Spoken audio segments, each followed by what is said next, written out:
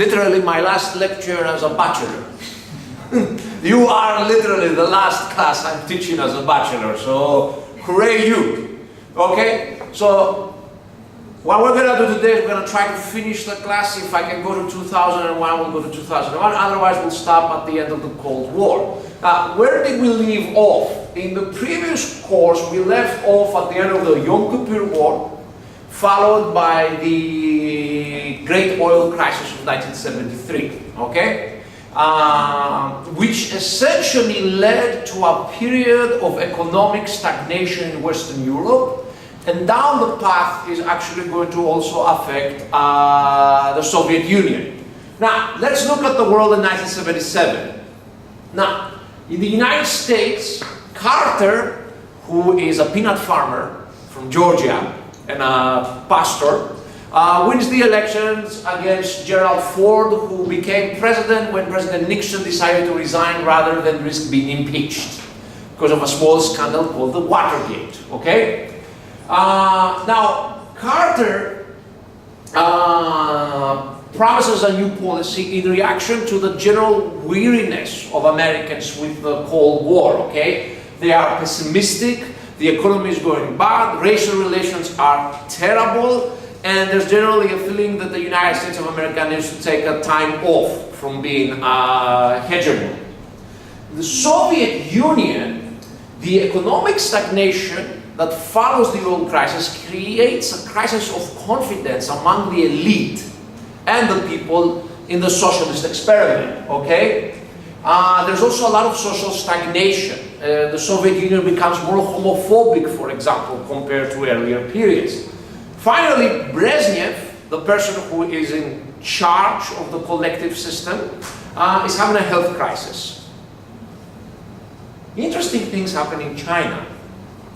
China is extremely politically, economically, and socially exhausted from the period of purges and revolutionary struggle known as the Great Leap Forward from 1958 to 1961, which is associated with a massive famine that killed something like 20 million people, I think, but I might be wrong.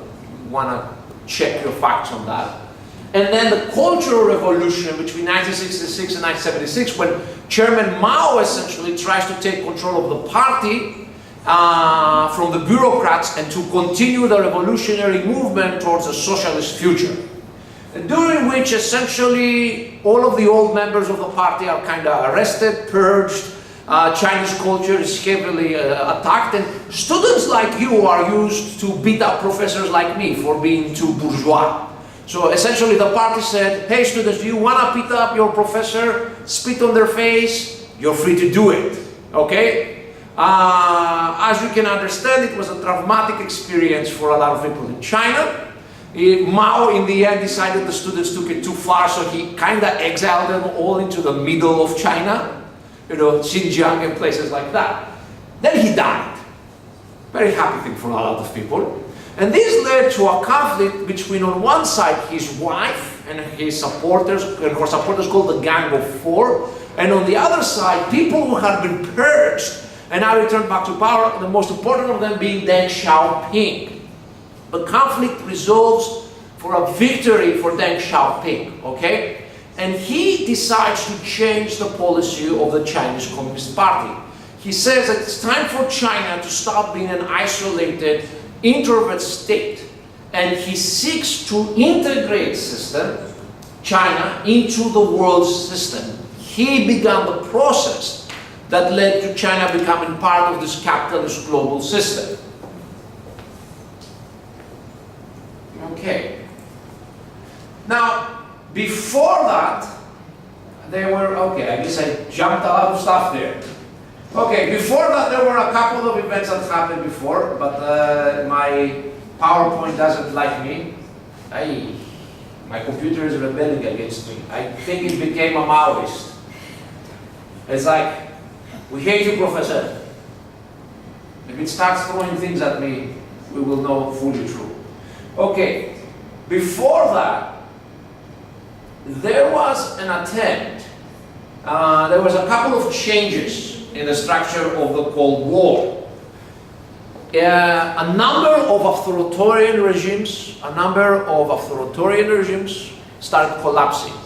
For example, in Greece, the military junta, the hardliners that had taken power in 1973, tried to also launch a coup in Cyprus in order to unite the island with Greece and thus win a very big foreign policy victory, which triggered a Turkish intervention which led to a war between the Republic of Cyprus and Turkey. The junta mobilized Greece for war, but the result was that the army now threatened the junta with a counter coup and forced it to resign. So the junta leaders, in danger of facing a military revolt against them, gave up power and re-established democracy through the use of Konstantinos Karamanlis, who had been a right-wing prime minister during the early Cold War. In Portugal, you actually have a military coup against the authoritarian regime. The inability of the Portuguese government to change their victories on the battlefield in the colonial warfare to an actual strategic victory, the stagnation of the economy, and the feel that times are changing led to a military coup called the Carnation Revolution that brings to an end the longest authoritarian regime in Europe. Okay, the Estado Novo, created by Salazar, has been ruling Portugal as a semi-fascist regime, as a corporate regime since 1933. Longer than Franco, okay?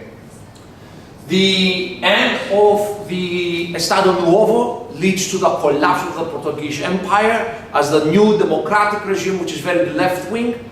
In Portuguese politics right now, there is no right-wing party. The most right-wing party is the Democratic Socialist Party. Essentially decide they do not want to continue the colonial empire. Okay? In Spain, General Franco, who had taken power after the Spanish Civil War, had slowly started liberalizing the system, and after his death, King Juan Carlos essentially helped restore constitutional rule. So three important right-wing authoritarian regimes, all of them tolerated by the United States of America during the Cold War, collapsed within the period of 4 years.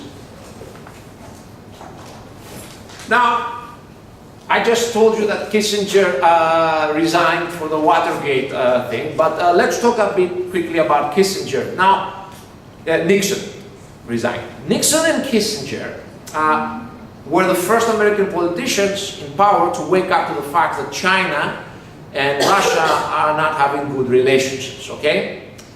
7 years after the fact. And they decided to take advantage of this. They hoped that if the United States makes peace with China, recognize the People's Republic of China as real China. Until now, China in the UN is Taiwan, the Republic of China. So if you go to the United Nations up to 1975, there is no communist China. The Republic of China, which is Taiwan, is considered to rule all of China. Well, Nixon says, let's end this charade, okay? He hopes that cooperation with China will help America in the Vietnam War and also help resolve the Taiwan issue in a pro-US manner. And also, it will permit the US to use communists against communists. Cooperation with China will permit the US to create and use Maoist parties to undermine Marxist-Leninist communist parties controlled by Moscow. And Nixon goes to China. Okay? And ever since then, there is this concept in international relations that only extreme hardliners are able to make peace with an enemy, because they're the only ones who can go and make the peace without being accused of being wimps. Okay? And he's very successful. The visit opens China to the world system, and importantly, China gives up on the idea of a nuclear war. Until now, remember, China in all crises, let's do this, nuclear war, nuclear war. Well, from now on, the Chinese are like, well, now we're civilized, important state, part of the system, no more nuclear war stuff, okay? And that makes China much more willing to challenge the US Cesare Nicelas. By the way, I'm not kidding you, there is an opera about this. There is an opera called Nixon Goes to China. I'm not sure if you can see it very good here.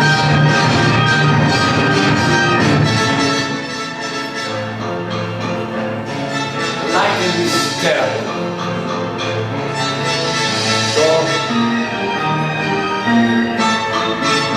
But the thing is, they actually bring an airplane in the opera house. Okay? You can't see it very clear, but the shadow is there. They literally brought half of an airplane in there.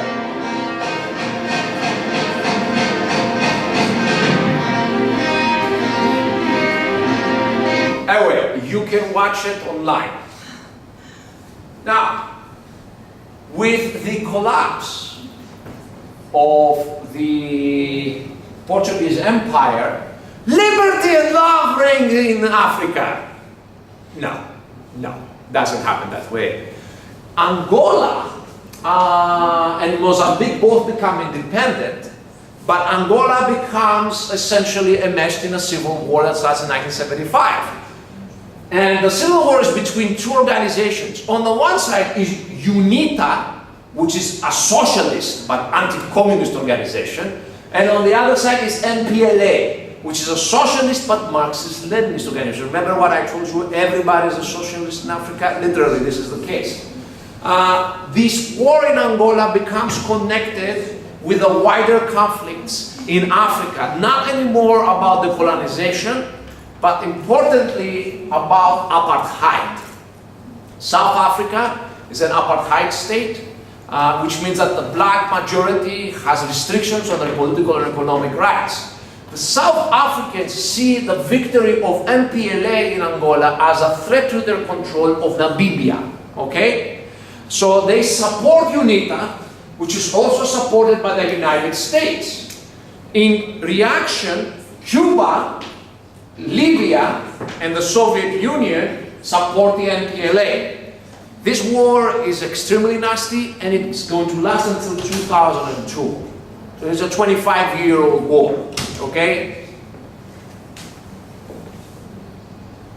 Now, in 1975, under President Ford, there is a meeting between the American government, the European governments, and the Soviet Union at Helsinki in Finland. And they signed the Helsinki Accords. The Helsinki Accords are important because they are the first time that legally the Western powers recognize the situation in Eastern Europe. They have accepted it de facto until now, but they've never recognized it. For example, they permitted the governments of Lithuania, Estonia, and Latvia to continue, you're being a bit too noisy, to continue having ambassadors in England, despite the fact that these countries had been annexed by the Soviet Union since the 1940s. With the Helsinki Accords, the Americans and the Soviets de jure recognize the situation in Europe. The only country in Europe that does not participate in the Helsinki Accords is Albania, which is a communist state that has broken relationships with Yugoslavia, has broken relationships with the Soviet Union after the Stalinization, and now breaks relationships with China over the Chinese discussions with Kissinger. And Albania is pretty much by itself in the world right now, okay? They attempt to create a shared managerial system to resolve issues. They signed a number of strategic nuclear arms agreements called SALT I and SALT II, which end the nuclear race between the Soviet Union and the United States of America. In 1972, they signed the Anti-Ballistic Missile Treaty, which essentially says that the United States of America and the Soviet Union will not try to build anti-ballistic missile systems. That is, systems that can destroy nuclear missiles when they're fired at you. Why? Isn't it good to be able to survive a nuclear attack? Why won't you say, no, I'm not going to build a defensive system? Well, because any country that successfully builds an anti-ballistic system destroys mutual assured destruction. Because now I can shoot you nuclear weapons before they hit me, and then I can bomb you.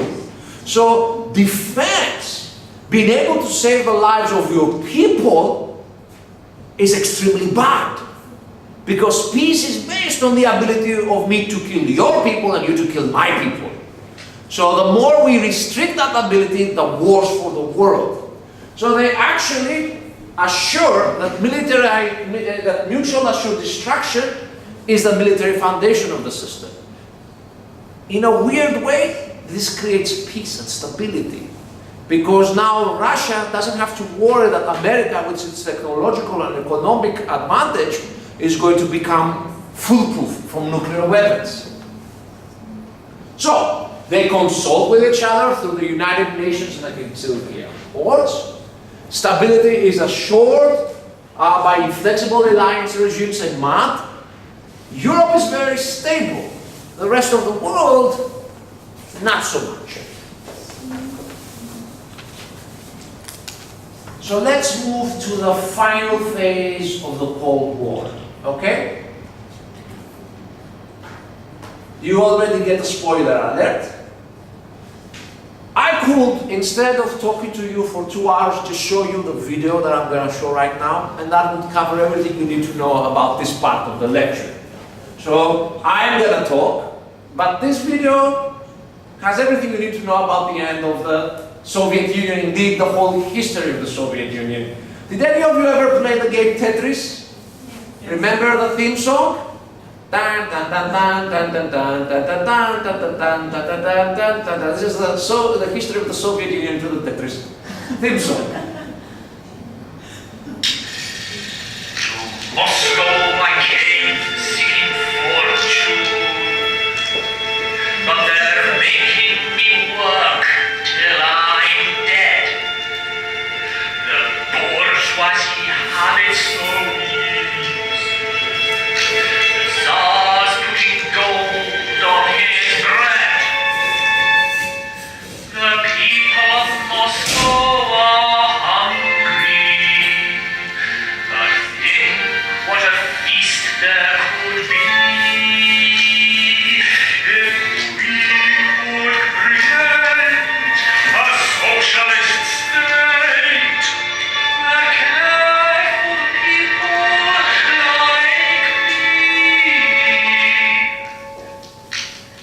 I am the man who arranges the blocks that descend upon me from above.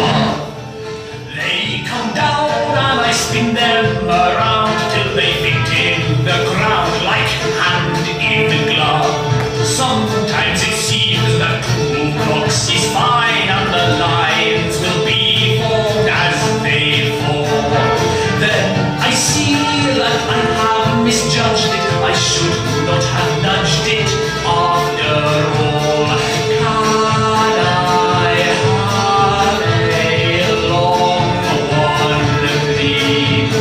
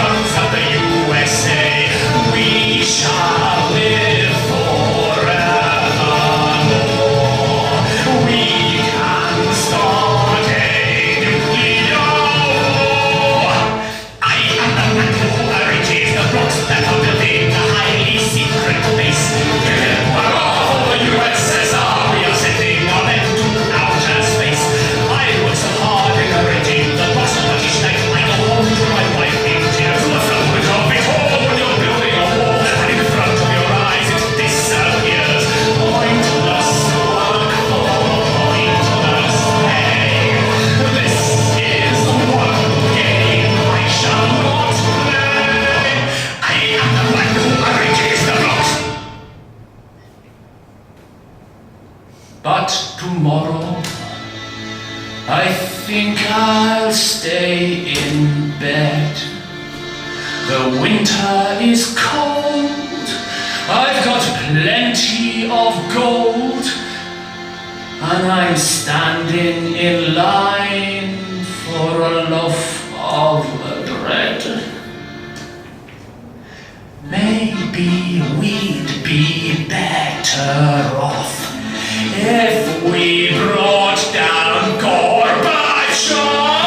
I am the man who arranges the blocks that continue to fall from the pockets of free, so much money for me. Why should I care for peace and love? The pockets of free, so much money for me. Why should I care for peace and love?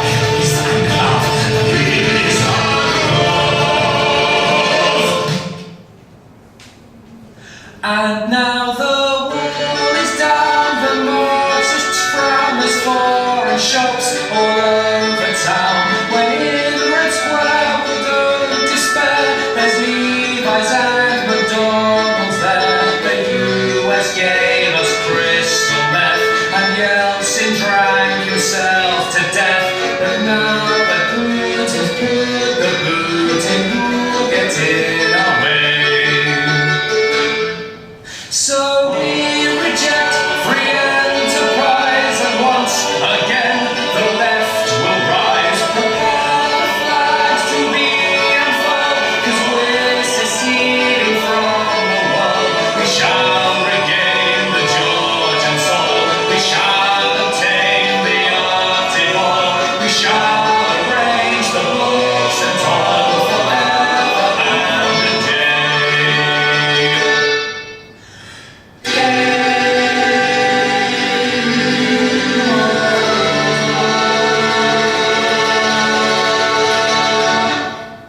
Fun? So let's see. By the way, One Shot Band. That's the only good song they ever made.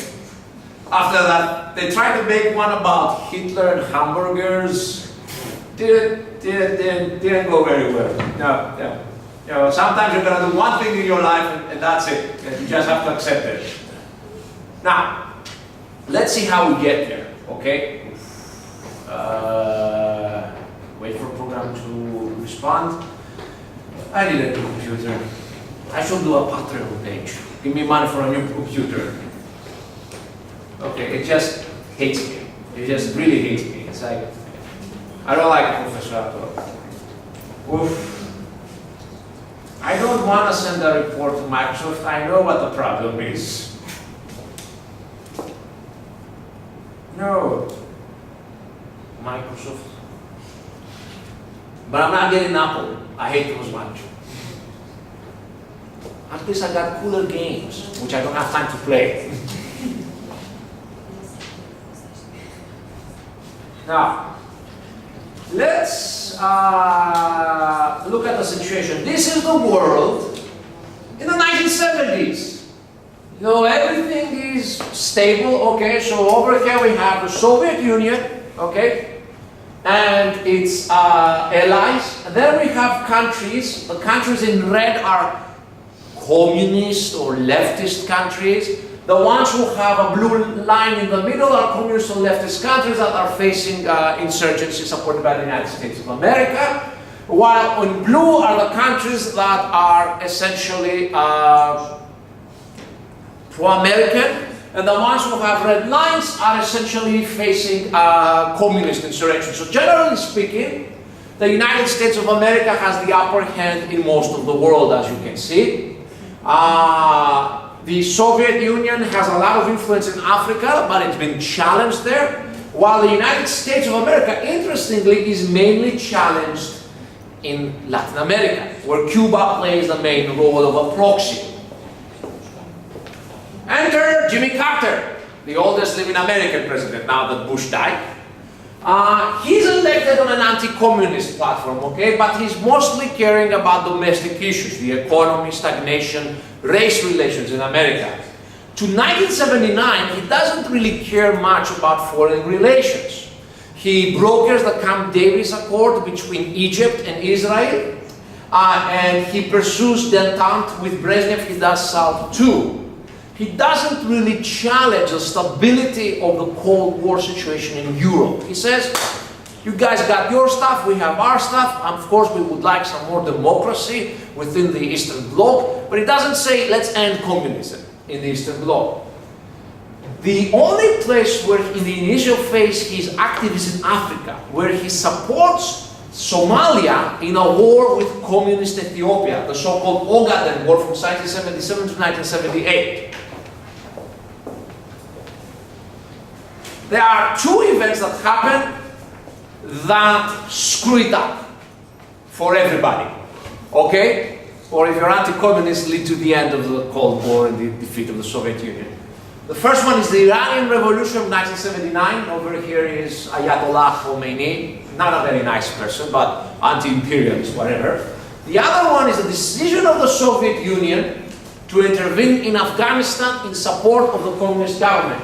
Again, 1979. You know, in life, bad things, they always happen together. They never happen in a sequence. Let's look at this. Ever since the end of the Napoleonic Wars, Iran has been a semi-independent country, okay? There have always been conflicts between attempts by the central government to modernize and centralize the country and the resistance by society, especially rural peasant society. We've already talked about the Great Game.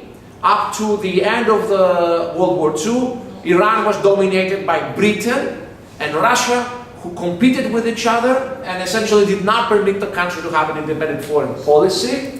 1953, the Mossad coup, the coup against Prime Minister Mossad, organized by the United Kingdom and the United States, creates a very powerful anti-American current of thought within Iran. Now, the coup leads to a period of authoritarian, autocratic rule by the Shah, which essentially means emperor, Mohammad Reza Pahlavi, okay, who between 1953 and 1979 rules Iran as an authoritarian overlord. Now, the good news is, since he doesn't have to care about democracy, he can impose all the nice left-wing, progressive, and Western style reforms that everybody likes. So, you know, the inclusion of women into politics, the ending of the headscarf, things like this. So he modernizes parts of the country. The problem with all of these stories is everybody shows you pictures from Iran or Afghanistan in 1979 with the very westernized women. They don't tell you that that's a picture from the capital city, and once you drive 10 minutes outside of the city, you're back to the Middle Ages, okay? And that's the problem. His economic and social reforms alienate the traditionalist peasants and the powerful Shia clergy. Unlike Sunni Islam, in Shia Islam, there are very powerful clergy. They're not like the muftis here. They are much more powerful and important.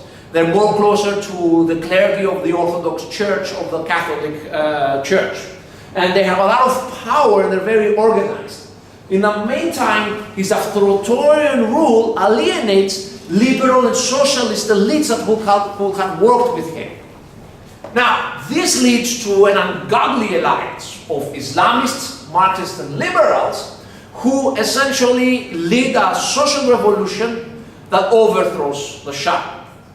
His overthrow then leads to a political struggle that is won by the Islamists and create the Islamic Republic of Iran under Ayatollah Khomeini, who was educated in France, by the way, because all the crazy people get educated in France, okay?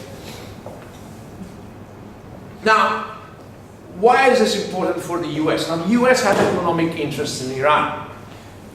Surprisingly, you might not know this, but neither Ford nor Carter liked the Shah.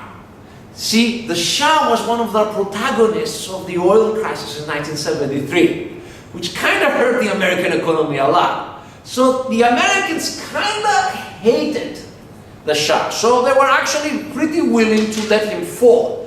And one of the main reasons why the Iranian army refuses to essentially support the Shah is because the Iranian generals have been told by the United States of America, oh, we're okay with this. Yeah. Bye-bye, Reza. Bye-bye, Mr. You You thought you would extort the United States of America? Are we serious? Who do you think you are? Go, bye-bye. So initially, just in the case of Castro in Cuba, they're ambivalent towards the new regime.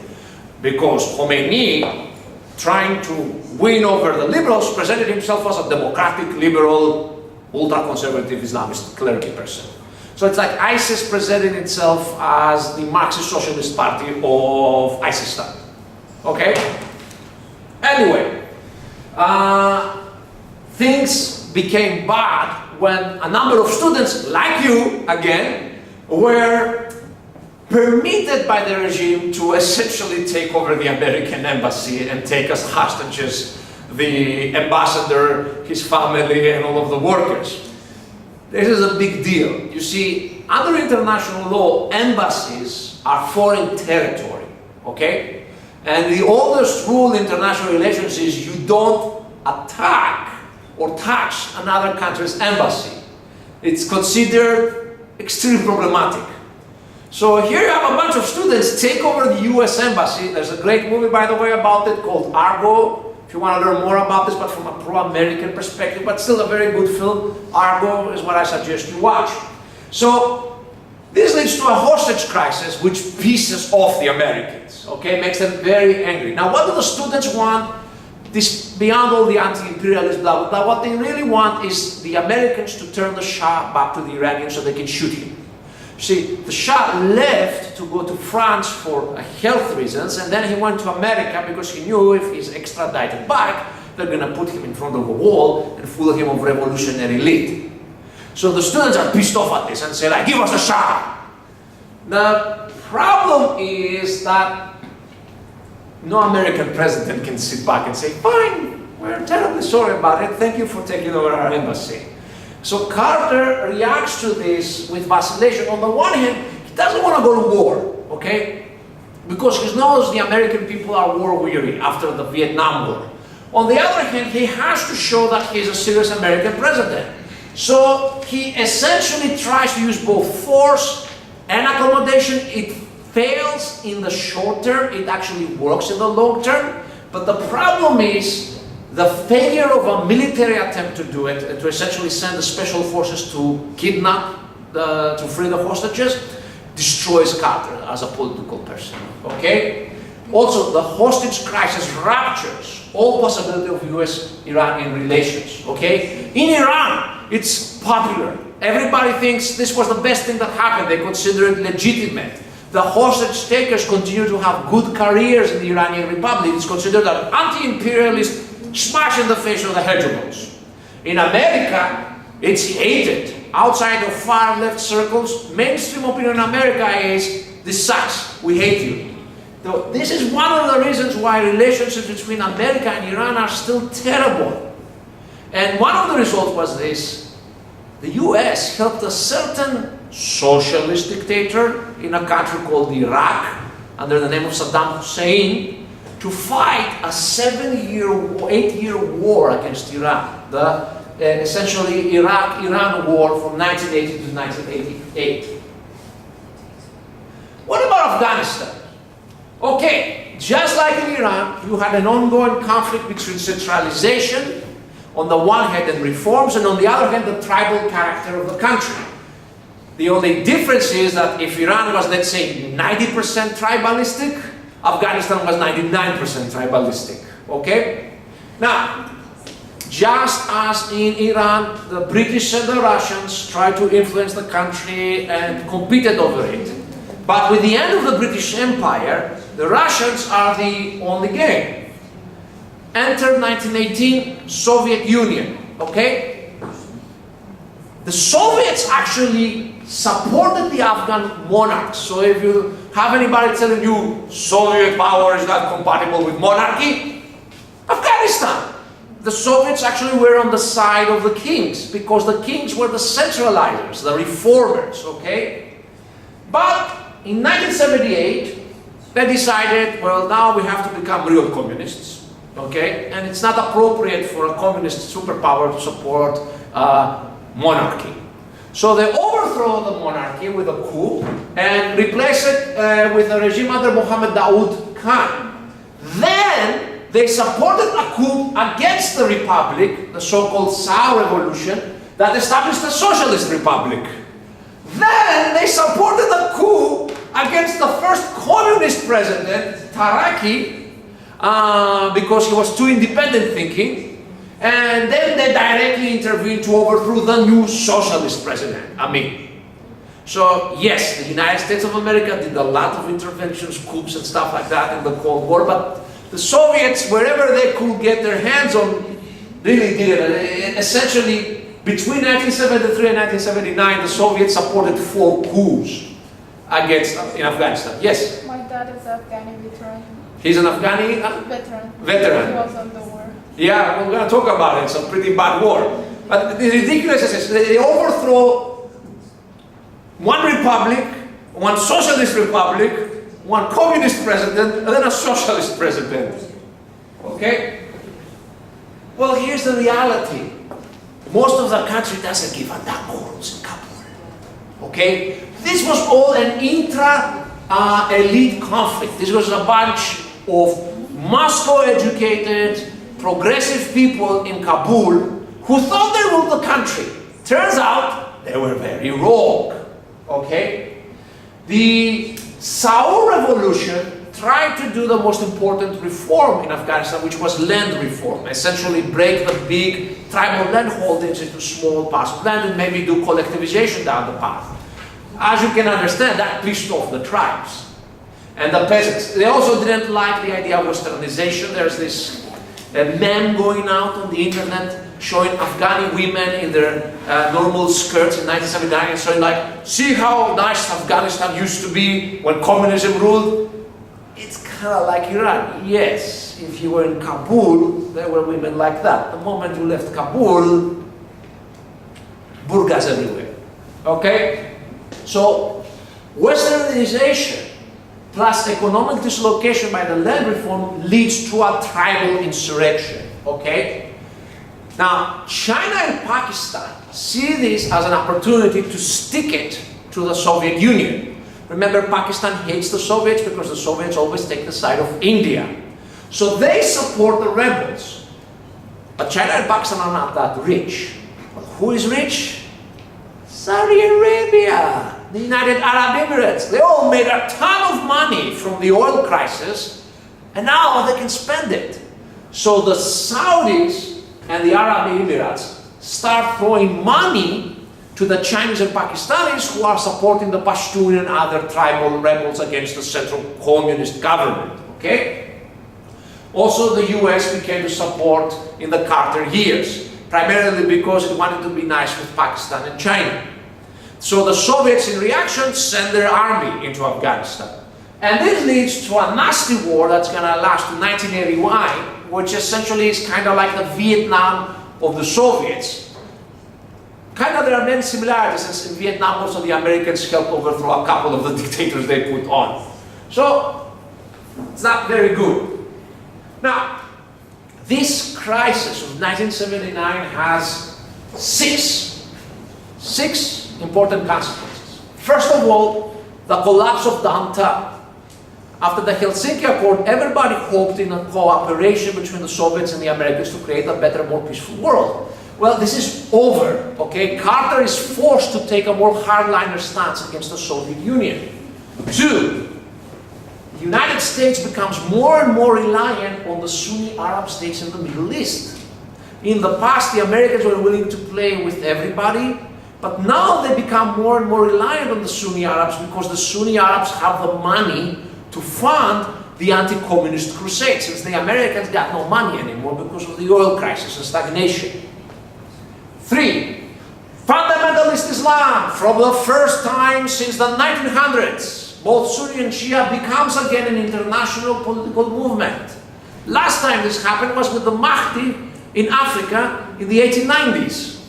Now it becomes again. This is where Al-Qaeda starts. This is where ISIS starts. This is where all of these organizations start. Hezbollah, Hamas, all of them. Carter is politically finished. He's seen as a wimp, a weakling.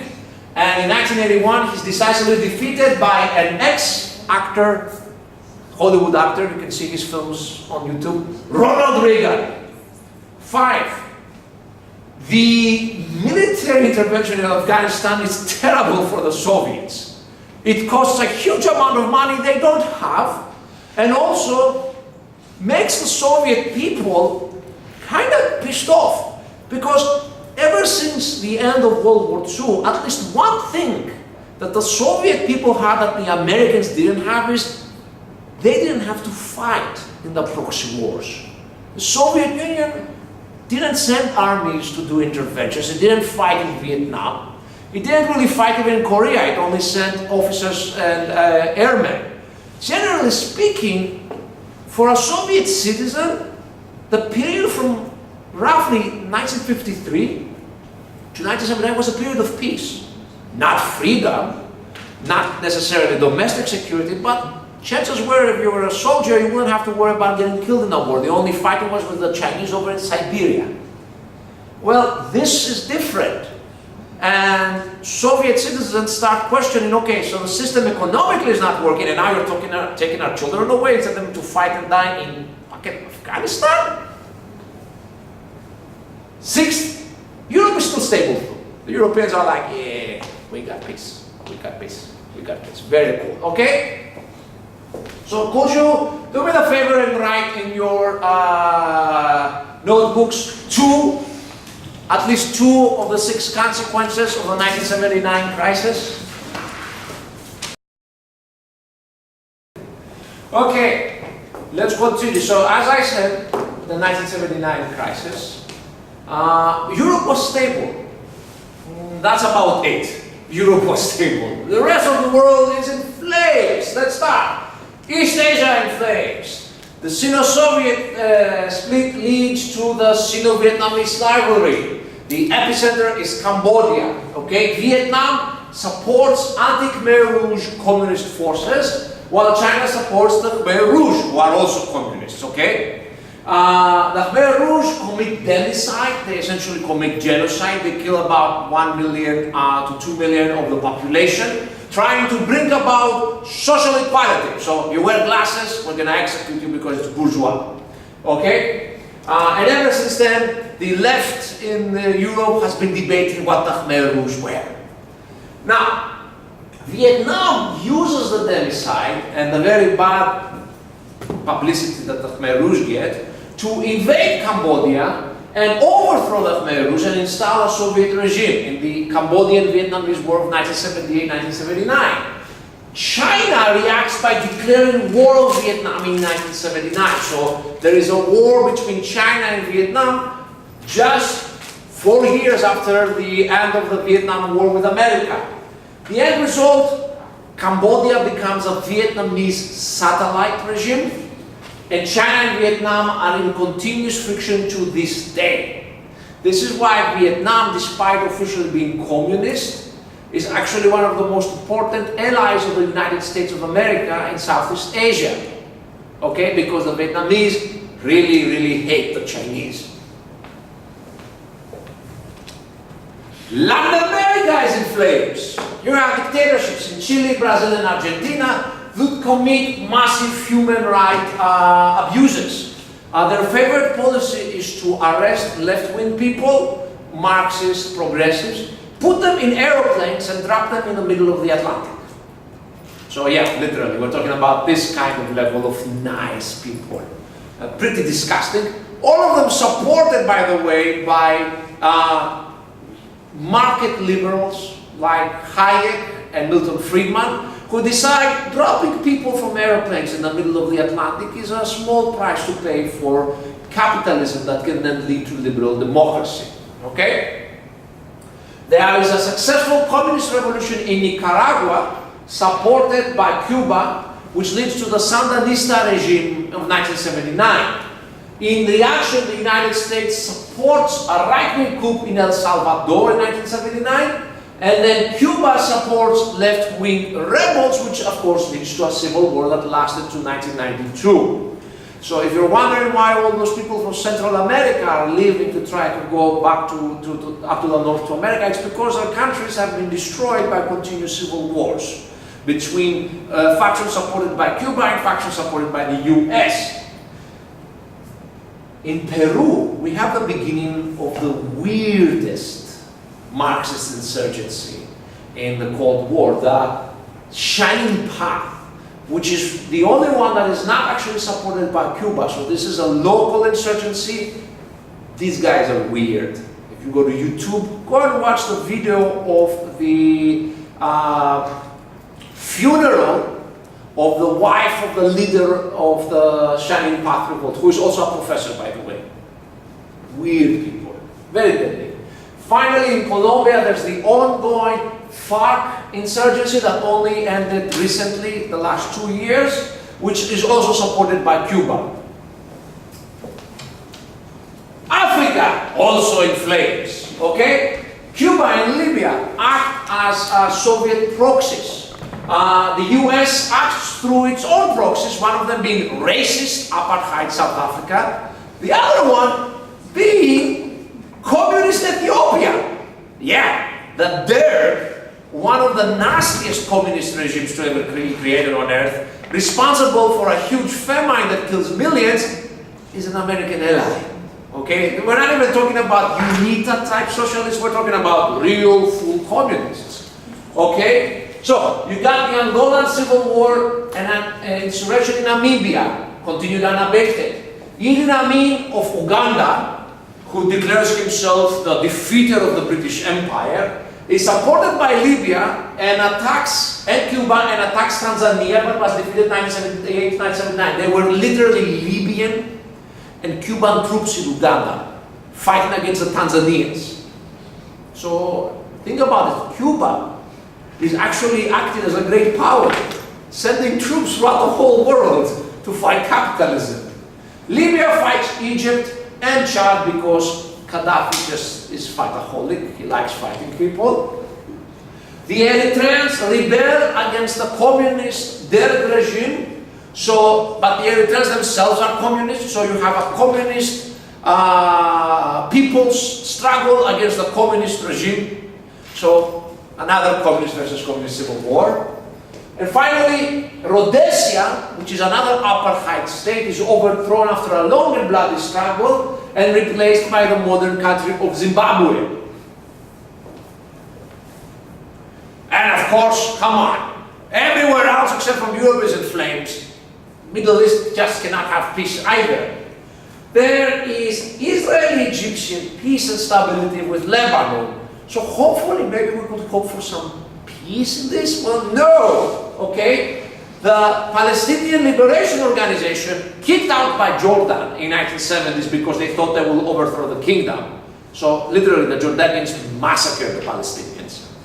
Then kicked out from Tunisia and Algiers by the new governments there because they're anti-Islamist. Even though the PLO is not an Islamist organization, it's supposed to be Marxist. They go to Lebanon. Lebanon is the worst place in the world you can go if you're a sectarian organization. Since Lebanon is this multi-ethnic, multi-religious country where everybody hates everybody. Okay? The arrival of the PLO in Lebanon in 1975 triggers a nasty fighting between the Maronites, which are the Catholic Christians of Lebanon, and were about 50% of the population back then, and the PLO. This explodes into this massive war, in which on one side you have the Americans and Western Europe, plus communist Bulgaria and Romania, who are supporting the Maronites out of religious affinity, despite officially being secular states, versus the Soviet Union and the Arabs who are supporting the PLO and Pan-Arab groups. So the Soviet Union is supporting one side of the civil war, and its clients, Romania and Bulgaria, are supporting the other side of the civil war. Have you been mixed enough, perplexed? Is it already too complex? Everybody hates everybody, pretty much. Did this happen about Bulgaria and Romania? We're still communist, yes. Yeah, we're still in communism. This is before the end of the Cold War. The civil war escalates. Multiple powers intervene with no clear signs. You have American troops, French troops, Bulgarian military advisors, Romanian military advisors, Soviet military, the Iraqis, the Iranians, Israel, Syria, and Libya. They all intervene, creating a, to use the term, clusterfuck. You didn't hear that word from me. There's also a short war between North anti-communist and South communist Yemen, which also leads to insurgencies in both of them. If you're wondering why the conflict in Yemen is going on, a lot of it goes back to the Cold War era, because the Houthi areas were the anti-communist Yemen, while the southern, the more Sunni areas were the communist Yemen. And they will become united after the end of the Cold War, but never in reality. Finally, the catastrophic Iran-Iraq War from 1980 to 1988, which again ends in a stalemate. So, enter Ronald Reagan, Hollywood action actor, leader of the, funnily enough, Actors Guild. He actually was responsible for a successful strike, and now President of the United States of America. Okay, so Reagan won by focusing on two things. First of all, the stagnated economic situation. He promised that there will be sunshine in America again. Literally, that was the campaign motto, okay? Not make America great again, no, sunshine in America, okay? And secondly, by saying Carter is a wimp. I'm not gonna be a wimp. A lot of the people that gave us the second Gulf War and Afghanistan, they all started their political careers in the Reagan administration. This is where the rot with the neoconservatives begins. People like Cheney, Karl Rove, Donald Rumsfeld. This is where all of them start, okay? His foreign policy is made up of three axes. First of all, oppose communism everywhere, okay? Secondly, no more playing nice guy, no more respecting mutual assured destruction, no more respecting the military balance created by the SALT treaties. Scrap them all and seek to create a first strike advantage for the United States of America. In another name, create a situation where America can nuclearly destroy the Soviet Union without the Soviet Union being able to respond. Third, no more respect for the Soviet sphere of influence in Europe. Direct challenge to that sphere of influence. Question its existence and try to break it up. Now, another name, he is the first administration since 1964 to openly challenge the Soviet sphere in Europe. And he can do this because the Soviet Union is in a deep crisis. Between 1982 and 1985, three people have to change to become leaders of the Soviet Union. Brezhnev dies in 1982. He's replaced by Yuri Andropov. Yuri Andropov is very old when he becomes the chairman of the Communist Party of the Soviet Union. He dies in 1984. He's replaced by Konstantin Chernekov. Chernekov is also very old. He dies in 1985. Chernekov literally was kept alive with being hooked up while he was the premier. Okay? So within a period of 3 years, the Soviet Union goes through three different leaders. Now, the good news is, largely Brezhnev had succeeded. Remember, Brezhnev hated the cult of the individual. He hated the idea of any Soviet politician having central power in the system, even if it's Khrushchev. So he had largely succeeded in making the Soviet system a collective system at the high elites, okay? It was essentially a system ruled by the Committee of Politburo. But even then, losing three leaders of the Politburo in rapid succession creates a crisis. This crisis leads to an internal struggle between reformists, led by the young Mikhail Gorbachev, and more conservative and older in age hardliners. Gorbachev wins this conflict by essentially purging the Politburo. Now, again, because thanks to Khrushchev, the purges did not lead to executions, murders. You're just taken from your position in the Politburo and assigned to do irrigation studies in the Gobi Desert, okay? So he replaces the Politburo with his people, all of them young managerial people who need to fix, believe that there's a problem that needs fixing. Okay? So Gorbachev comes to power exactly as Reagan goes into Reagan smash mode. Okay? So let's see what he does. First of all, Contra. Contra are a bunch of nasty narco mobsters in Nicaragua who are supported by the United States of America as paragons of liberty, and start essentially a civil war against the Sandinistas. By the way that the American government pays for the Contra is by selling state-of-the-art missiles to Iran, which creates the Contra scandal. You're going to learn about it in a minute. Secondly, he invades Grenada in 1983 to overthrow a left-leaning government. Third, full support for the anti-Soviet Afghans, irrespective of their ideology. He doesn't care if you're an Islamist, crazy fundamentalist. Now you get your money as well. Before the Americans and the Allies were circumspect exactly on who will they support, Reagan doesn't care. That's when they make the greatest movie of all times, Rambo 3. Have you seen Rambo 3? You should watch Rambo 3. It's a great film about the Afghani resistance to the evil Soviets, okay? He supports Iraq in the Iran-Iraq war. He supports an Israeli intervention into Lebanon, 1982 to 1985, that goes really bad for the Israelis. He stresses human rights issues in the Soviet Union, and he places tactical nuclear weapons in Europe. Now, America doesn't need tactical nuclear weapons, but his hope is by increasing the number of missiles in Europe, he will force the Soviets to also overbuild or give up. Finally, he tries to develop Star Wars, which is literally that's the title of the program, which is to create a complicated system of lasers and other bullshit that is supposed to stop intercontinental ballistic missiles from reaching the United States of America. I studied Star Wars very closely. It's pretty ridiculous how much money went into it. No one really thought it through. And if you want to learn more about the Iran-Contra scandal, here's a nice cartoon for you. Wait, who's Oliver North? What? I can't believe you kids don't know about the great patriot Ollie North. In the 80s there was Cold War drama. We fought the commies inside Nicaragua. Our friends were the Contras. Freedom was their mantra, so we sent them lots of money for guns and landmines. But Congress stopped the Contra money flow, just as they moved a teeny bit of blow. But then a hero came forth, his name was Oliver North. He and Reagan went around the sissy Congress. Ollie North, Ollie North.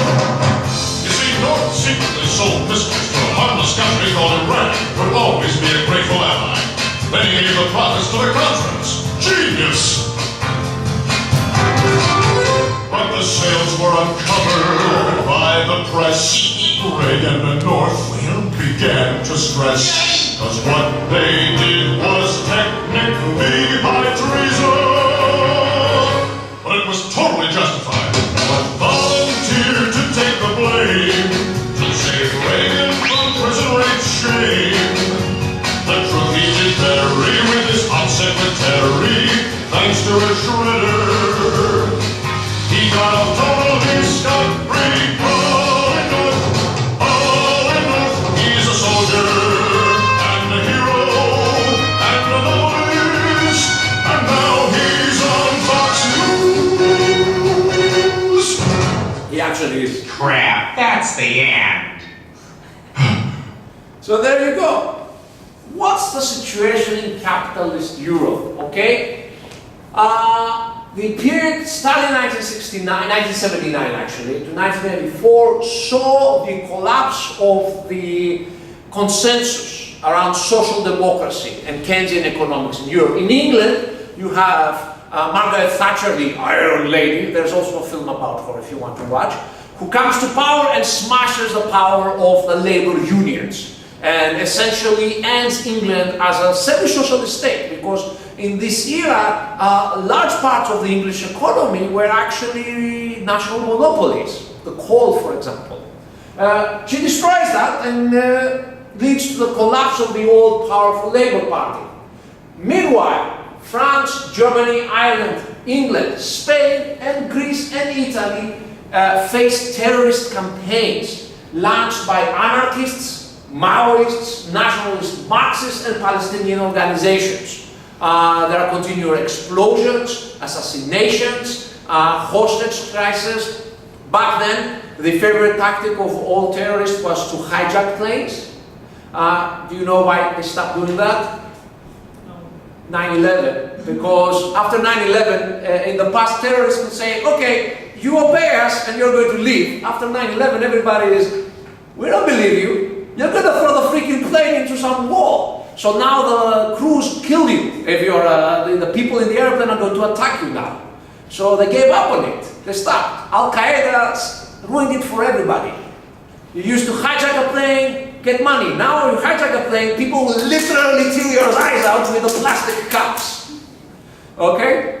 So I guess inadvertent consequences of terrorist tactics.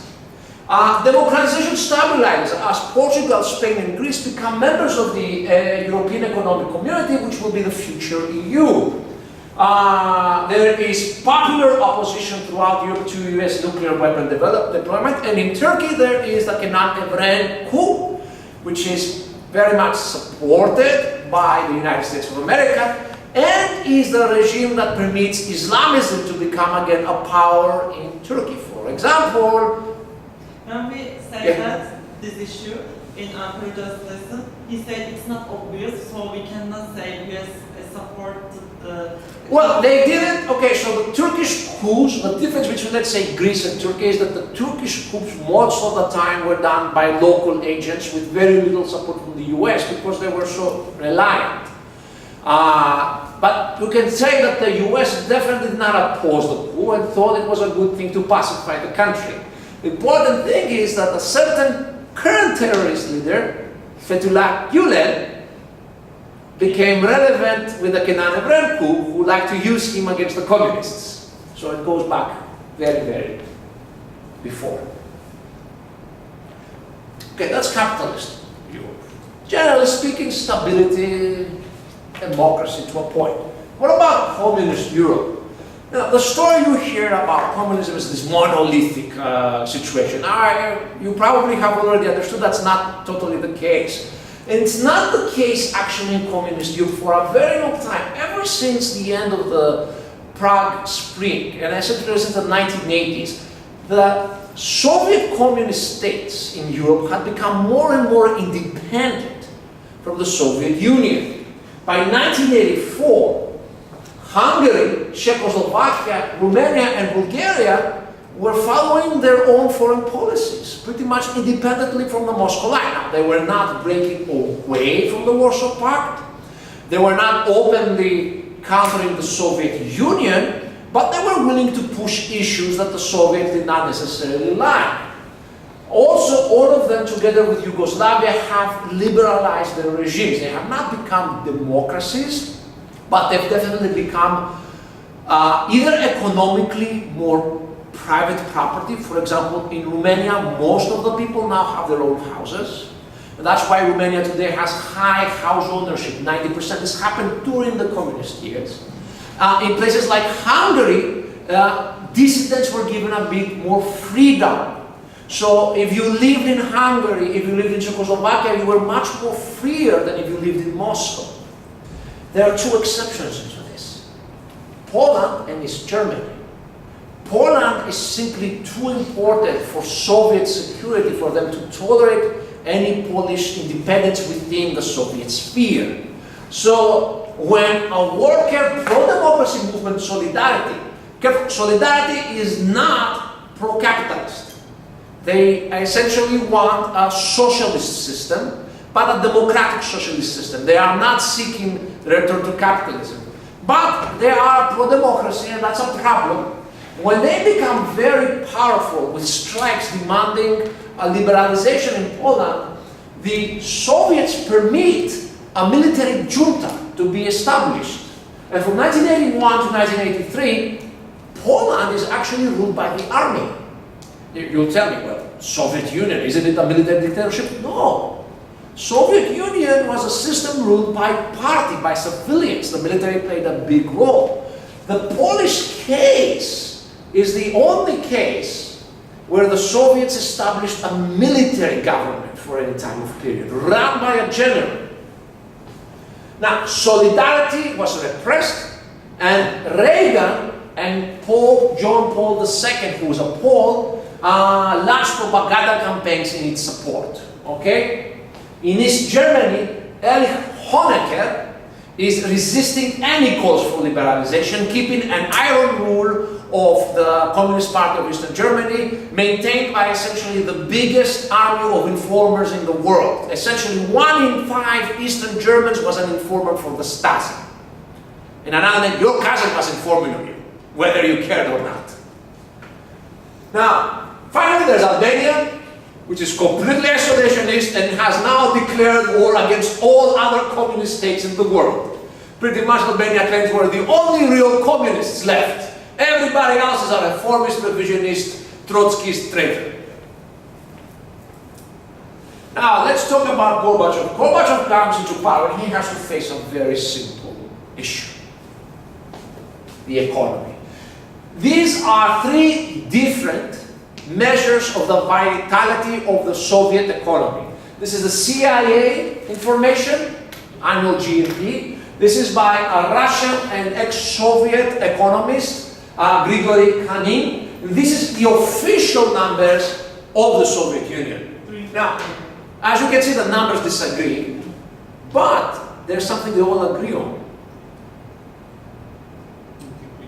It's decreasing. Whether you look at the CIA numbers, or independent Soviet numbers, Russian numbers, or the official Soviet numbers, the Russian economy is coming to a standstill. It's stagnating, okay? So Gorbachev tries to fix this by 2 policies: Glasnost and Perestroika. Now, a lot of my communist friends are going to deny what I say right here, but the thing is, Gorbachev is not an anti-communist. He is a Marxist-Leninist, okay? He's not trying to destroy the Soviet Union, he's trying to save it, but he's believing that the only way to save it is to copy the successful Eastern European countries: Romania, Bulgaria, Yugoslavia, Hungary, Czechoslovakia. So with Glasnost, he wants to liberalize politics within a Marxist framework, okay? So not democracy in the Western sense with multiple parties, but permit within the Communist Party more debate and more freedom for independence and dissidents to run, okay? And relax censorship. With Perestroika, he wants to do economic liberalization policies still within the idea of a Soviet system, partly copying Romania and Yugoslavia, both of which have successfully integrated elements of market economics into their communist systems. So he's not waking one day and saying, let's do these things. He has been keeping his eye on what's going on in other Soviet countries. And he's trying to copy what he thinks are successful. His goal is to transform the communist system and make it competitive again, like in the Khrushchev years. Make it a system that people can seriously say, we want this rather than capitalism. Okay? What are the following consequences of Glasnost and Perestroika? First of all, in order to save money, Gorbachev pulls back Soviet commitment to international adventurism. Okay? Pretty much, the Soviets start cutting the funding to many groups and socialist states outside Europe. If you're an African socialist country, this is bad news for you. If you're an African or Latin American revolutionary organization, this is bad news for you, because essentially Gorbachev says, I'm sorry, comrade, we have to save the motherland, and good luck by yourself. Maybe the Chinese will give you money. Okay? Secondly, he engages in summer diplomacy with Reagan between 1985 and 1988, which leads to the INF Treaty. Okay? Reagan and the people who support Reagan, still in American politics, try to present Reagan as this uncompromising Cold War, but the reality is that Reagan made peace with the Soviet Union. The Cold War technically ended not in 1989, but in 1985, 1988, when Reagan and Gorbachev gave their hands together, and essentially Gorbachev recognized that the Soviets lost the game. and made an agreement to essentially respect America's ongoing power in return for stability in the Cold War. It does help, by the way, that Reagan woke up to the fact that Star Wars is just a huge hole, unlike the movie where you throw money, it doesn't return anything. Well, George Lucas makes a lot of money for Star Wars. So there's no point in trying to refuse working with the Soviets because you're not going to get anything. The most important thing is number 3. Gorbachev officially says that the Brezhnev doctrine, which was that the Soviet Union will oppose any attempt at liberalization in any Eastern European country if it was not accepted by the Soviets, he says that is over. That from now on, the Soviet Union will not defend communist leaders in Europe from internal challenges if those communist leaders were also opposing Gorbachev's reforms.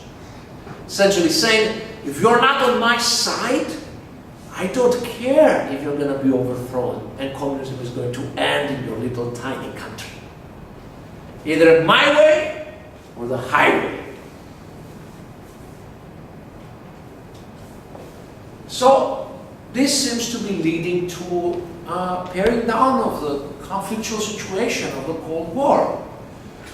Well, yes and no. Again, this is a lot about what's going on in Europe rather than the world. The rest of the world, Israel and Syria both intervened in the Lebanese civil war. This is the last case where an Arab state directly fights Israel. And for once, the Syrians did well in the war, creating a syndrome among the Israelis, which is they don't want to fight anymore in urban areas. Because Lebanon was an urban fight to a very big degree. The Iran-Iraq war ends. Both of them are mutually exhausted and both face insurgencies. Okay? 1982, the Argentinian junta, supported by the United States to its existence, decides that its economy is so bad they have to somehow shore up support. So what they do is they go and take over the Malvinas Islands. Unfortunately, the Malvinas Islands are called the Falkland Islands, and they're part of Great Britain. You see, the Argentinians think, you know what, the era of European great powers is over. So, Britain is poor. So we'll take the island. The British are going to say, oh, I'm so sorry, we give up. Fortunately, Thatcher is like, wait, what are you doing? And she declares war, and the British go and they kick the ass of the Argentinians and retake the island. The junta, a military junta, is humiliated, and just like the Greek junta was humiliated in Cyprus and fell, the Argentinian junta is humiliated in the Falklands, Malvinas. In Sri Lanka, we have the start of an ethnic civil war between the minority Tamil population and majority Sinhalese population. It has nothing to do with the Cold War. This is an internal conflict, and it actually does not really ever get connected to the Cold War, but it does get connected to India's role in the world and its local competition with places like China and Pakistan. Many African regimes are out of money, which means they can't fund their armies anymore, which means everybody rebels against them. So Africa enters a period of civil war and insurgencies. Well, in Southeast Asia, the Vietnamese and the Chinese continue punching each other, but not at the world level. And here we come to the end. It all starts with the Americans.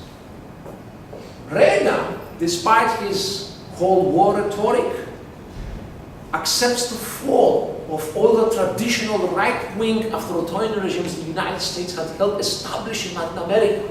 In 1982, the Argentinian junta falls. 1986, the Philippines Marcos regime falls. Brazil becomes a democracy in 1985. Chile in 1988. Excellent film for the Brazilian change. Non. Okay? It's titled Non, I believe. We watched it last semester. You should go and watch it. It's a good film. In South Africa, the new apartheid president, Christopher de Klerk, starts negotiations with Nelson Mandela to end the apartheid system and begin the process of democratization. The US itself overthrows the Panamanian dictator Manuel Noriega in 1989 under the new President Bush, who had been placed into power by the Americans. So America seems to lay off on the anti-communism. People see this, and Solidarity launches massive strikes in Poland, which forced the Polish government to negotiate democratization. In 1989, in Poland, you have the first free elections since 1945. Hardliners ask Gorbachev to intervene militarily, and Gorbachev says, no.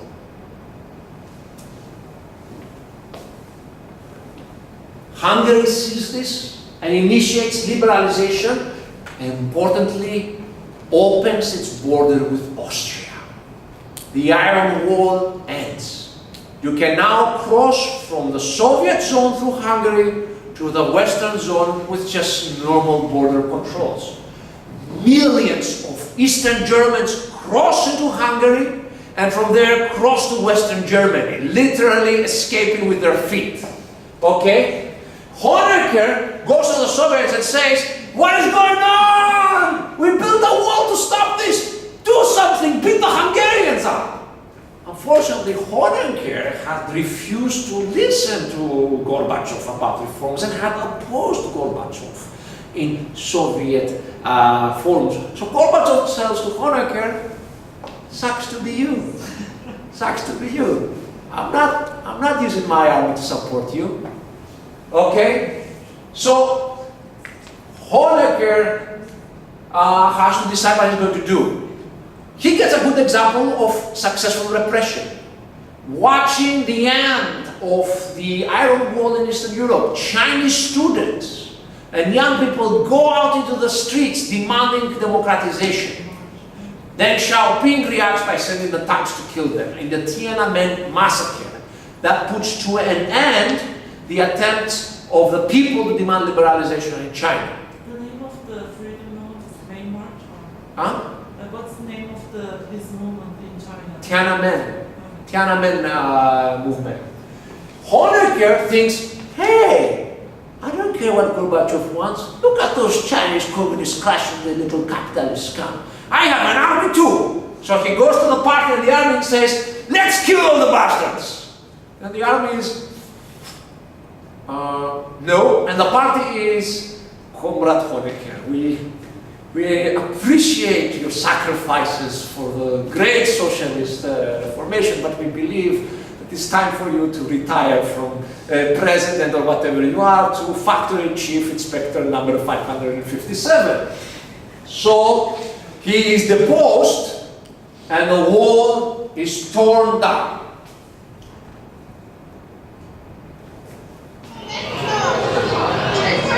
I remember seeing this on TV. In 1989, I was 8 years old. I remember watching this live on TV.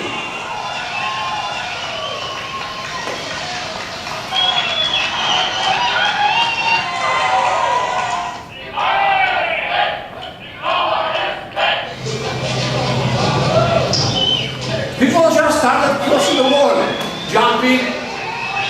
I mean, some of the police try to do things, the Eastern German police. There's a lot of hatred to the wall, by the way.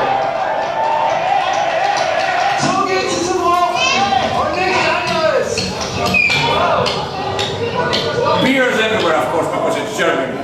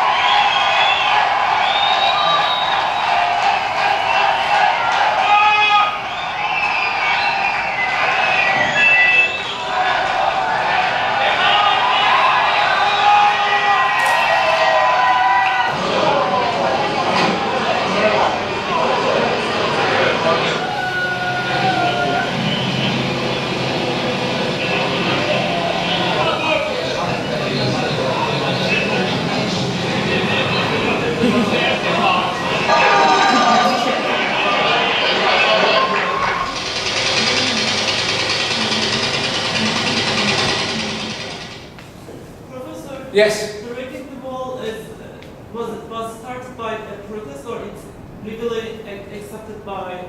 It was legal. They started breaking when they were sure that they were going to be shot. So it's not a popular revolt in the sense people going and risking. They already had heard that Honecker had resigned, and the new communist leader essentially said that we're opening the borders with Hungary. Because Honecker had closed it, and that was the signal everybody understood that it was over. That the army essentially would not fire on the people, so they just stormed it. The fall of the Berlin Wall leads to massive changes immediately. In Czechoslovakia, there's the Velvet Revolution, where the Czechs and the Slovaks decide they don't want to stay together anymore. Tough luck. And they create two different countries, the Czech Republic and the Slovak Republic. Today, the Czech Republic is called Czechia. Okay? In Bulgaria, the Communist Party itself initiates reform and wins the first free elections. The Bulgarian Communist Party, with a changed name, is one of the few communist parties from the era that actually won the elections that happened. In Romania, Nicolae Ceausescu, long time now independent from the Soviet Union, believed he could hold on to power. He believed he was extremely popular. He didn't have very good information. So he tried to use the army to suppress the people coming out, but the army rebelled, which led to a coup, essentially, a revolution, which ended up very violent and led to the overthrow of the communist regime. Ceausescu was the only communist Eastern European leader to die in the revolutions. They literally executed him like a dog together with his wife. You can see the YouTube video if you want to. All the other ones escaped with their lives. So he's the only one who died from all of them. Yugoslavia is another case. Now, ever since Tito died in 1980, there was increased nationalist conflict in Yugoslavia. Okay, on the one hand were the Serbs, who were the majority or dominant population. On the other hand was everybody else. And now, in 1974, Yugoslavia had a new constitution that had made it a truly federal state, giving a lot of freedom to each of the Soviet socialist republics within it. So everybody could follow whatever policy they wanted. In 1980, Slobodan Milosevic becomes the leader of the Serbian Socialist Republic. And he wants to abrogate that constitution because he feels that Serbia is paying the most for this union and getting the least. So in 1989, he dissolves the autonomy of Kosovo, Vojvodina and Montenegro, which were all parts of the Serbian SSR, but had been given autonomy by the 1974 constitution. Slovenia, which was the most liberal and rich of the socialist republics within Yugoslavia, well, disagrees and refuses to accept the demands of the Yugoslav Communist Party. The Croatian and Slovenian communist parties called for multi-party elections in the regions. This results in all of the socialist republics in Yugoslavia having free elections. In all of them except from two, the elections are won by nationalists. The two exceptions, Bosnia and Macedonia. Okay, what is today the former Yugoslav Republic of Macedonia. Because those two were extremely multi-ethnic, it was harder for nationalist parties to gain the power. Now, the new non-communist Slovenian and Croatian governments call independence referendums in 1990, and this leads to clashes between Serbians in Croatia and Croats, and war between Yugoslavia and Slovenia. This is the beginning of the Yugoslav Wars. The effects don't stop there. Albania might have tried to isolate itself from the world, but it turns out that you can never be isolated completely from the world. The communist regime attempts to control liberalization, but it fails, and the country literally collapses in 1992. Albania collapsed. Literally, you could go into a military camp and get as many weapons as you wanted and get them out. This is when AK-47s and weapons became very easy to buy in Europe, because essentially the Armenian army's arsenal had no one to guard it. Africa, finally, the Derg communist regime is defeated in civil war. Eritrea becomes independent, and 7 communist regimes in Africa all begin liberalization. No more money, no more communist funding. Okay? In the Middle East, the Soviets finally end their campaign in Afghanistan and bring the soldiers back home. At the same time, PLO runs out of money. PLO was surviving thanks to the money of the Soviet Union. Now Gorbachev is telling the PLO, bye-bye, have a nice day, comrades. So PLO begins trying to find some kind of negotiations with Israel, which would also include Jordan and Syria. Yemen is reunified. Not that it did much good to them. Maybe they should have stayed separate, but I don't know. In Asia, communism collapses in Cambodia. There are elections in Mongolia. Mongolia was the first communist state after the Soviet Union. So this is a big deal. The Mongolians go for elections, and ever since then Mongolia is actually a functioning democracy. It has its problems, but compared to many of the ex-communist states in the world, it's actually doing pretty interestingly well. In Malaysia, a civil war that has been going on since the 1950s ends. There are free elections in South Korea, which was a military regime until now. And there is liberalization in Taiwan, another military regime until now. In Latin America, Cuba, who for 30 years has been fighting capitalism everywhere, gives up because they run out of money. The economy collapses, literally, and the Cubans have to try to save it somehow. So they tell to all the people they've been supporting in Latin America and Africa, comrades, vencemeros, next time. There are elections in Nicaragua. So everywhere, the end of the Cold War brings an end to authoritarian regimes, whether left-wing or right-wing. It did not end this way. Mr. Gorbachev, tear down this wall. Tear it down. Reagan smash. Reagan smash. What's that? Oh, it's just Reagan. Just leave him alone. He'll tire himself out. Reagan sleepy. Okay, this is because in America, and the right wing says Reagan ended the Cold War, single-handedly. So this is happening to the whole communist world. How does it affect the Soviet Union? Now, Gorbachev believed that the Soviet Union could survive. He began initializing and instituting a new constitution together with Boris Yeltsin and others. The problem is the liberalization opened up the Pandora's box of all the people who resented Soviet and Russian control, with first of all, the Baltics. The Baltics had been annexed in 1940. They had been deported during World War II, the whole populations, to Kazakhstan, and then brought back.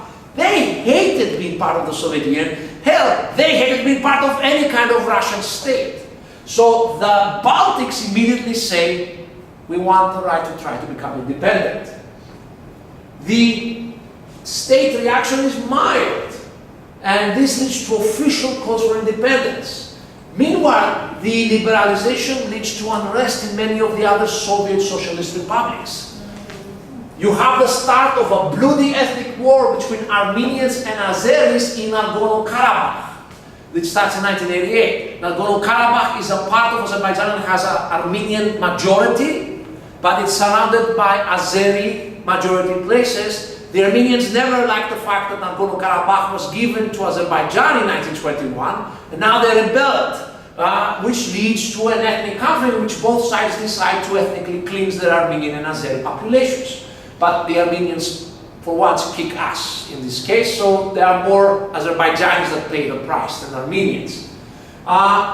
These conflicts panic Gorbachev, who pulls back from liberalization, and that leads to a break with Yeltsin. Yeltsin is the leader of the Russian Socialist Soviet Republic. So Gorbachev is the leader of the Soviet Union in total, but Yeltsin is the leader of the most important member of the Soviet Union. Now, the failure of Gorbachev to stop the Baltic independence and the all-out war between the Soviet Armenia and Soviet Azerbaijan leads to local changes to Soviet rules and the rise of nationalist movements, including nationalism in Russia itself. 1990, for the first time since 1917, there are free elections in the Soviet Union. The communists lose in Armenia, Lithuania, Moldova, Estonia, Latvia, and Georgia, while Yeltsin wins elections in Russia. As a result of these elections, Latvia, Lithuania, and Estonia declare full independence. The Soviet Union tried to use some military force in the hope of scaring them, but once it became clear that there's no turning back, said, screw it, they're all Germanic Baltics anyway, okay? On the other hand, it crushes an Azeri revolt by extreme force. Now, Yeltsin attempts to undermine Gorbachev and create a new federal system for the Soviet Union.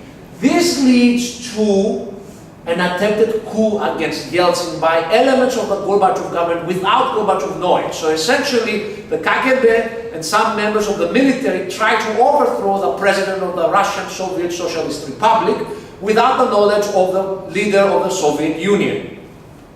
It fails. In reaction, Ukraine declares independence because the Ukrainian communists are scared that if they don't declare independence, they're going to fall to an internal coup. This is huge because Ukraine becomes independent for the first time since technically ever. I mean, there was a time during 1918, 1917 when it was independent, but it was complicated. Ukraine is considered part of the Russian soul. It declaring independence is a massive loss. In reaction, Boris Yeltsin declares the independence of the Russian Federation from the Soviet Union. He's quickly followed by Belarus, and that means that the only countries remaining in the Soviet Union, the only people who really did not want this to end, yes, Turkmenistan, Kazakhstan, Kyrgyzstan, Uzbekistan. They are the remaining parts. They don't want it to end because they know that if they leave the Soviet Union, it's a crappy world. But they have no choice. The moment Russia leaves, it's over. Thus, on December 25th, yes, on Christmas, 1991, the Union of Soviet Socialist Republics is dissolved.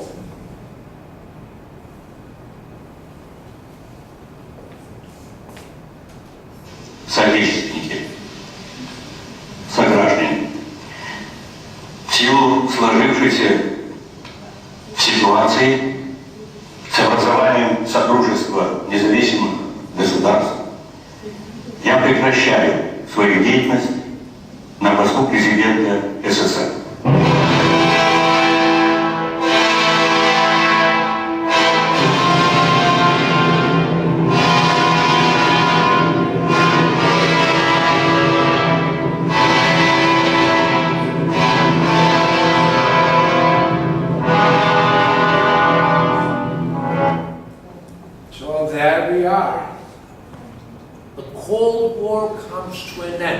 Well, it already had come to an end in 1985 to 1988, okay? What just happens now is that the Soviet Union came to an end. So how does the Americans react? Well, George H. Bush is the president since 1989.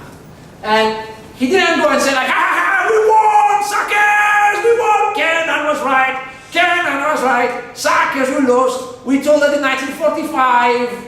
Remember, Kennan had predicted this. All those people died for nothing in all the Cold War combats. Well, Bush understood the enormity of what's going on, so he didn't do that. He kept a very low profile, okay? He was supportive of Baltic independence, but he was very ambiguous when it came to the dissolution of the Soviet Union. He never said, we support the dissolution of the USSR. He supported management of the post-Cold War by international organizations. He invaded Panama in 1989 as part of the war of drugs.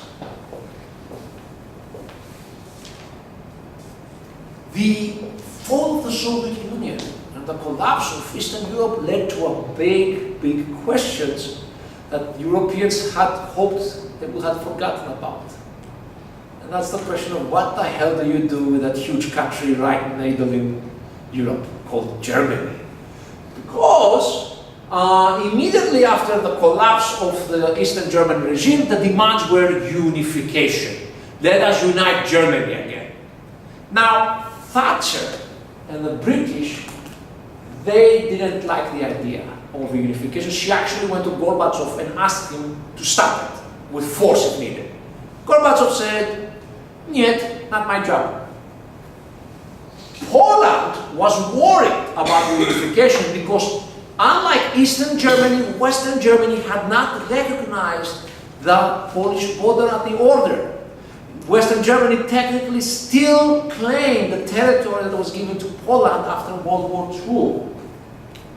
However, Mitterrand in France was very supportive because he believed that the European community would help control German power, would shackle the immense potential of the German economy. And because the Americans promised that even though the Cold War is over, NATO would continue existing and would help secure France from a potential German revisionism.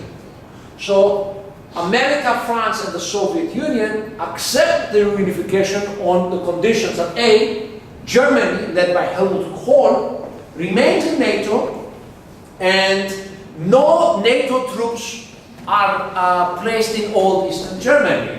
Secondly, that Germany recognizes the Polish border.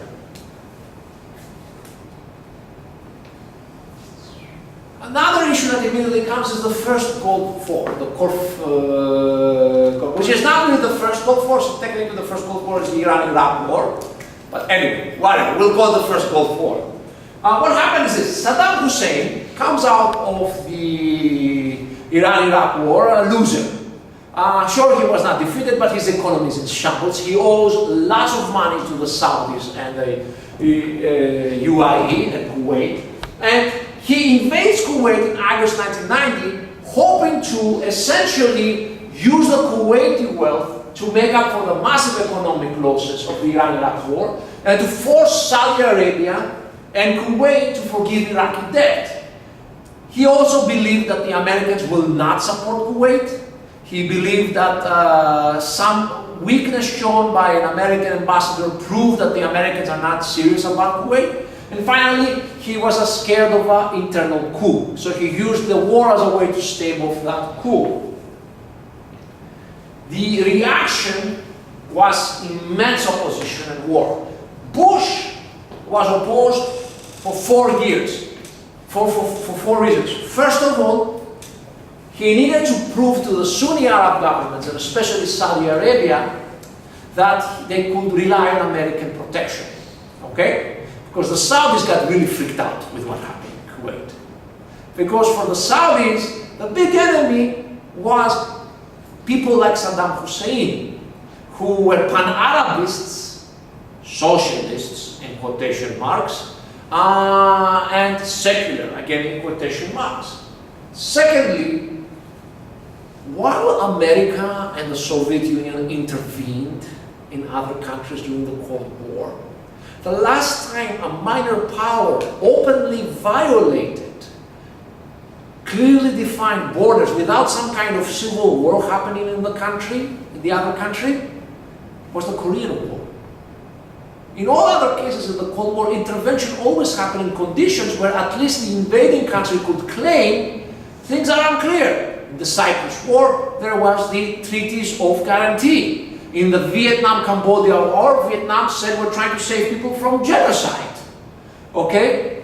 In almost all conflicts between states, once in the Cold War, except when the United States and Russia intervened, there was some ambiguity about sovereignty. None here. This was very clear. Kuwait was not in a civil war. There was no Iraqi minority within Kuwait. There was no genocide happening. There was no coup happening. Saddam just crossed the border. Bush decided what North Korea was not permitted to do is not Iraq going to be permitted to do. Finally, Saddam took hostages, which pissed off the Americans because it brought them back the nightmares of the hostage crisis with Iran. And they were also afraid of a potential new oil crisis. So, the United States went to the United Nations, and with the full support of Russia and China, the UN Security Council passed a resolution against Iraq. And with Resolution 678, the United Nations, for the first time since the Korean War, ordered the use of force against a sovereign state. Okay, there's only been 2 times in history where the United Nations has given full permission for the use of force: Korean War and the first Iraq War. This creates a massive alliance of 34 states organized by the US, which quickly defeat and humiliate the Iraqi army. By 1991, Saddam gives up, and he's facing insurrections by the Shias and the Kurds. But George H. Bush decides, we don't want to get involved in this. He doesn't believe the United States can manage an Iraq that is collapsed under civil war, so he stays out of it. So there's no regime change. What about the Yugoslav Wars? Really quickly, you can divide them into 2 phases. In the first phase, you mainly have Yugoslavia as a central government controlled by the Serbs, fighting against Slovenia and Croatia, who are trying to secede. In the second phase, you have conflicts between Serbs, Croats, and Bosnians in Bosnia, and you also have Yugoslavia, now ruled essentially by Serbia de facto, fighting against Albanians in Kosovo. Most of the time, Serbia is not directly fighting opponents. It only fought directly in 1991 with Slovenia, 91-92 with Croatia, 92 in Bosnia, and 98-99 in Kosovo. Otherwise, it preferred to work with local Serbian militias, like Radomir Mladic. I don't remember the name. In Europe, we have the creation of the European Union with the Treaty of Maastricht of 1992. Why created? Well, that's the price the French demand from the Germans for letting them unify. France says, we let you have your unification, but in return, we want a more closer union that will harness your German economic power for the good of all of Europe. Okay? Also, in the Yugoslav War and the Gulf War, Europe was very weak. It had to ask America to solve things. So the French feel you need a better union to push it forward. And that brings us to Bill Clinton, who wins on economic problems and oversaw the dismantling of the US Cold War military, okay? He liked intervening, but preferred to work through international organizations for his interventions. And he preferred to use air power. He didn't like sending troops to fight anybody. He liked bombing the hell out of them. His goal is to create a new global liberal order. Under him, the Israeli and the Jordanians signed a peace, and then the Oslo Accords of 1993 bring a modus vivendi between the PLO and Israel, creating the Palestinian Autonomous Authority. So it seems like this conflict is over. The Yugoslav Wars continue, with the most intense phase of the war being the Krajina conflict in Croatia between 91 to 92, and then 93 to 95 without Yugoslavia, the Bosnian War, and finally the Kosovo War between Serbia and Albania from 98 to 2000. Okay? This ends because of the direct intervention of NATO, which is worried, hello, which is worried because of the diffusion of the conflict to Hungary, Bulgaria, Greece, and Romania. So the Americans attacked Serbia and the Serbs during the Bosnian War and during the Kosovo War. Interesting thing to say really quickly about the Kosovo War. Milosevic won the Kosovo War. He successfully did the ethnic cleansing. He kicked all the Albanians out. For the first time in modern history, the international community forced Serbia to accept all the refugees back. That's what happened in Kosovo. He wasn't defeated by the air campaign. He retreated once he had gotten rid of all the Albanians. He didn't think that anybody's going to return all those Albanians back. That's what happened. With the end of the war, Yugoslavia is dissolved as a state. 140,000 people die. 4 million people are displaced.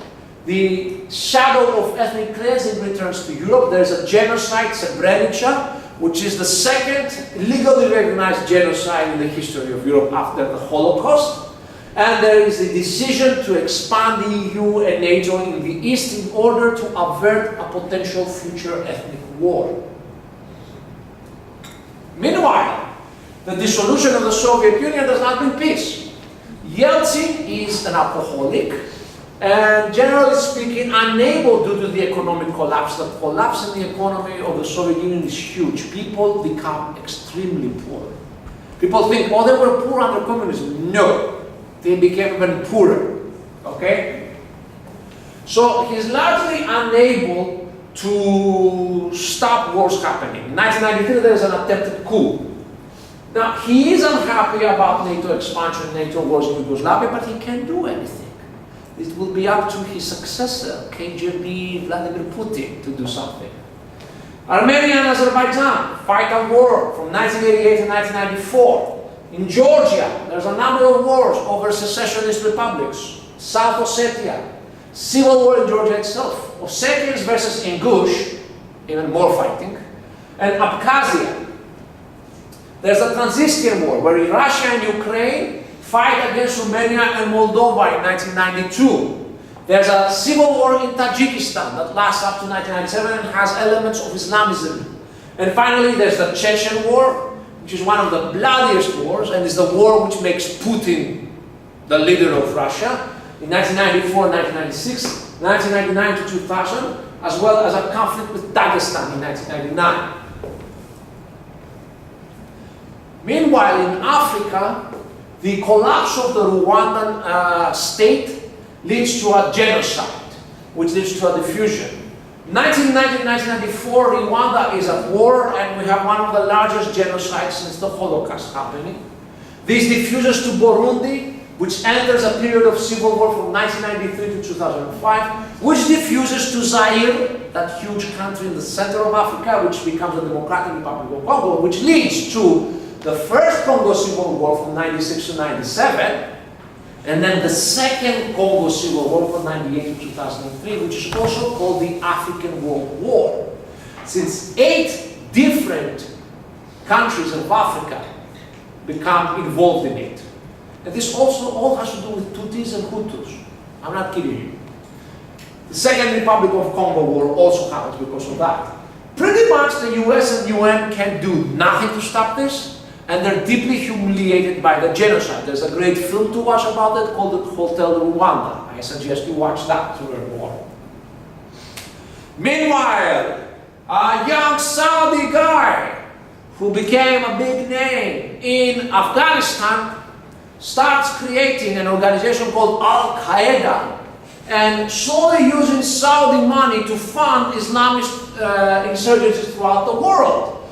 Guys, Osama bin Laden. He gets really pissed off when during the Gulf War the Saudis permit the deployment of American troops on Saudi soil.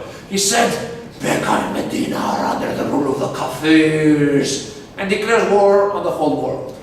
This leads to conflicts in Niger and Mali. Niger and Mali, where they're fighting against the Tuaregs. This has been going on for 5 years. And a civil war in Algeria, extremely nasty. An Afghan civil war, going on until now and continuing. A conflict between the Republic of Congo and Uganda and the RDF. And finally, a war between Al-Qaeda and Yemen. The Horn of Africa also on fire. Civil war at Djibouti. Civil war in Somalia. Civil war in Yemen. And then major insurgencies in Ethiopia, the Ogaden insurgency, which is going on still. The second Afar insurgency, which is going on. And then war. Interstate war, the last interstate war fought until now in our period, like country with country, not civil war, is the Ethiopian-Eritrean War of 1998 to 2000. There's been interventions like the Georgian conflict, like the old-style war, two states, their armies meeting, that was the last one. This is the largest war in Africa in the number of people used in the conflict. Civil wars in Africa, more, Sierra Leone, the First Republic of Congo War, Second Liberian War, Guyana-Bissau Civil War, Namibia. Communist insurgencies. Remember I told you about the Maoists? They're still going on in Nagaland. India is still facing this. There is a Maoist insurgency in Nepal, which takes power and overthrows the king. There are civil conflicts in East Timor in Indonesia. The Kurdish civil war in Iraq, 94 to 97, even before they became independent. And you have a military crisis between Peru and Ecuador in 95. A nice war between nuclear powers, the Kargil war between India and Pakistan, which is also the first Indo-Pakistani war which the Pakistanis do not lose outright. It's kind of like a stalemate. And finally, Greece and Turkey get very close to a war over the Emiya Kartak Islands. So, we're almost done. I know, I just finished this strong. The world in the 1990s. The United States of America is the unipolar hegemon of the world. Its economy is the strongest, its military is the strongest. The United Nations is very active, participating in multiple peacekeeping operations. The EU is engaged in creating stable political systems in Eastern Europe. Russia is weak, while China is continually integrating into the capitalist system, opening its economy up.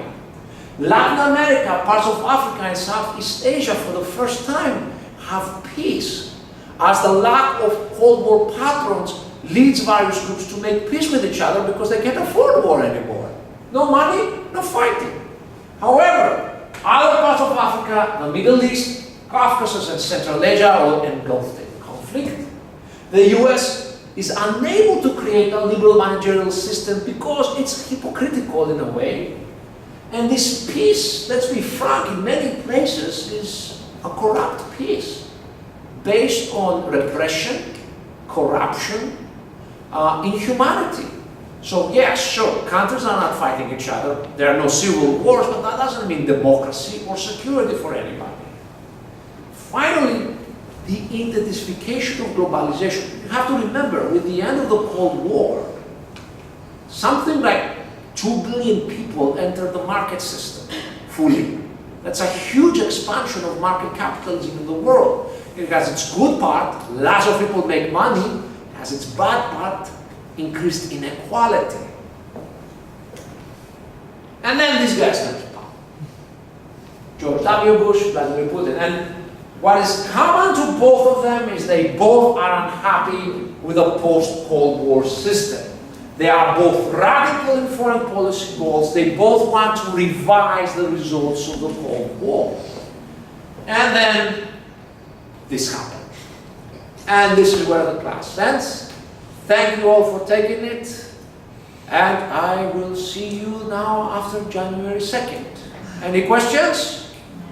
Okay, and that's it.